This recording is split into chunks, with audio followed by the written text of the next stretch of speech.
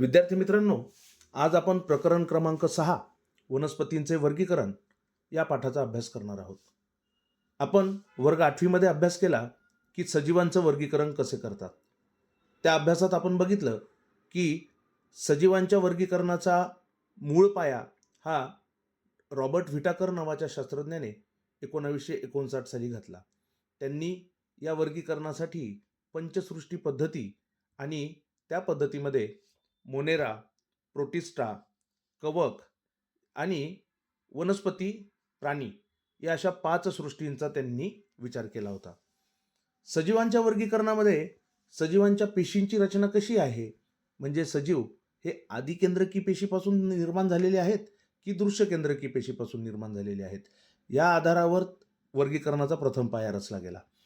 जर आदिकेंद्रकी पेशींपासून बनलेले एकपेशीय सजीव असतील तर त्यांना मोनेरा या सृष्टीमध्ये समाविष्ट करण्यात आलं. दृश्यकेंद्रकी पेशी असणाऱ्या एकपेशीय सजीवांना प्रोटिस्टा या सृष्टीमध्ये समाविष्ट करण्यात आलं. आणि जर दृश्यकेंद्रकी पेशी असणारे सजीव बहुपेशीय असतील तर त्यांच्या पेशींना पेशीभित्तिका आहे की नाही या आधारावर पुन्हा त्यांचे 2 गट करण्यात आले.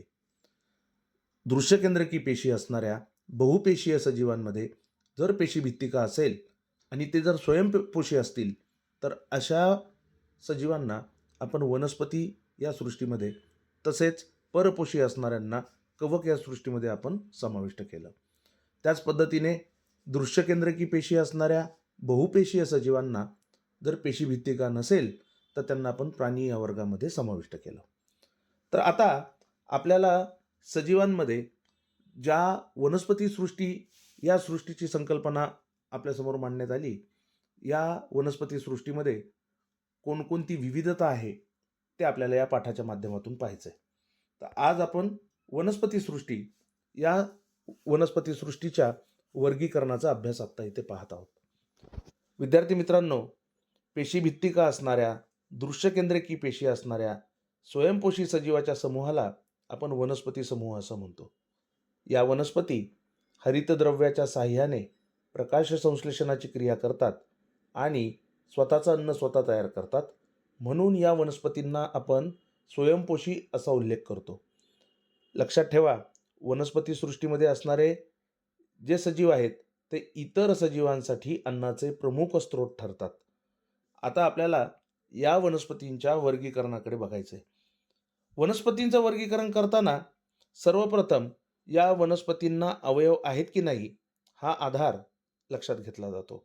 म्हणजेच काय, तर वनस्पतींना मूळ, खोड, पान, फूल, फळ, बीज हे अवयव आहेत अथवा नाही या आधारावर आपण त्यांचे काही गट करत असतो. त्याचबरोबरीने वनस्पतींना अन्न आणि पाणी यांचं वहन करण्यासाठी स्वतंत्र ऊतीसंस्था आहेत अथवा नाहीत हे देखील विचारात घेतलं जातं बरं का. वनस्पतींमध्ये जर बिया धारण करण्याची जर क्षमता असेल तर त्या वनस्पतींना बियांवर फळाचं आवरण आहे की नाही याचा देखील विचार करणं आवश्यक ठरतं. म्हणजेच लक्षात ठेवा की वनस्पतींचं वर्गीकरण करत असताना वनस्पतींच्या वर्गीकरणाच्या उच्च स्तरामध्ये आपण फुले, फळे, बिया येतात अथवा नाही यावरनं आपण त्यांचं वर्गीकरण करतो. अशा फुले, फळे आणि बिया धारण करणाऱ्या वनस्पतींना आपण बीजपत्री, आणि ज्यांना फुले येत नाहीत किंवा फळे आणि बिया येत नाहीत अशा वनस्पतींना आपण अबीजपत्री वनस्पती असं म्हणतो.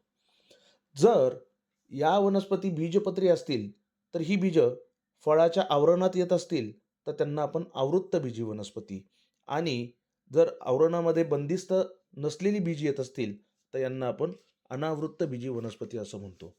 आणि हो, या आवृत्तबीजी वनस्पतींचं पुढे जाऊन आपण पुन्हा एकबीजपत्री व द्विबीजपत्री असं देखील विभाजन करत असतो. तर चला आपण उपसृष्टी अबीजपत्री वनस्पती यांचा अभ्यास अगोदर बघूया. बघा, पावसाळ्याच्या दिवसामध्ये आपण एखाद्या ठिकाणी जर साठलेलं पाणी असेल तर ते पाणी हिरवट रंगाचं दिसतं. या पाण्यातला थोडासा नमुना जर आपण घेतला आणि त्याचा एक थेंब आपण जर सूक्ष्मदर्शकाखाली जर निरीक्षण केला तर आपल्याला लक्षात येईल की या ठिकाणी नागमोडी रेषांसारखे असणारे काही तंतू दिसतात. तर यावरून आपल्याला या वनस्पतींच्या उपसृष्टी अबीजपत्री वनस्पतींच्या पहिल्या विभागाचा अभ्यास या ठिकाणी बघायचा आहे. यातला सर्वात पहिला विभाग आहे तो म्हणजे विभाग थॅलोफायटा. लक्षात ठेवा की थॅलोफायटा या विभागातल्या वनस्पती प्रामुख्याने पाण्यामध्ये वाढणाऱ्या असतात. त्यांना मूळ, खोड, पान, फूल असं कोणतंही विशिष्ट अवयव नसतं आणि त्यामुळे या वनस्पतींना आपण थॅलोफायटा असं म्हणतो. थॅलस या शब्दाचा अर्थ अवयव नसणाऱ्या असा होतो. या ज्या वनस्पती आहेत, या वनस्पतीचा जो गट असतो त्याला आपण शैवाल असं म्हणतो. लक्षात ठेवा, शैवालामध्ये आपल्याला खूप वेगवेगळेपणा बघायला मिळतो.